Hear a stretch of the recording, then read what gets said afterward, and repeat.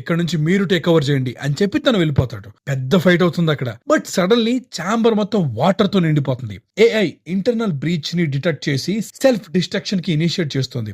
కబీర్ ఏమో కంగారుగా let's move, ఇంకో 120 సెకండ్స్ లో ఈ వాల్ట్ కొలాప్స్ అయిపోతుందని చెప్తాడు. పైన హెలికాప్టర్ సహాయంతో అందరూ బయటపడతారు. కన్నల్ అండ్ మిగతా వాళ్ళు కూడా. లోపల ఇంకా కబీర్ అండ్ విక్రమే ఉంటారు. కబీర్ అంటాడు, విక్రమ్ నువ్వు వెళ్ళిపో, నేను గరుడా వాల్ట్ క్లోజ్ చేయాలంటే మాన్యువల్ లెవర్ యాక్టివేట్ చేయాలి, దానికోసం నేను వెళ్ళాలి అని చెప్తాడు. విక్రమ్ నేను కూడా వస్తా అని అంటాడు. లేదు విక్రమ్, అది చాలా డేంజర్. ఈ Garudas nuclear power drone explode అయితే అరేబియన్ సీ ని కంటామినేట్ చేసేస్తుంది, రేడియోలాజికల్ డిజాస్టర్ కి కారణమవుతుంది. దీనివల్ల ఎకో సిస్టమ్ దెబ్బతిండం మాత్రమే కాదు, ఇంటర్నేషనల్ గా ఇండియా మీద బ్లేమ్ కూడా పడుతుంది. నువ్వు వెళ్ళు, నేను రావచ్చు రాకపోవచ్చు. కబీర్ గుర్తుంది కదా, మనం ఇద్దరం ఒక టీం, విడిపోకూడదు అని విక్రమ్ ఎమోషనల్ అయిపోతాడు. అది చచ్చే వరకు మాత్రమే మై ఫ్రెండ్ అని నవ్వుతూ కబీర్ లోపలికి వెళ్ళిపోతాడు.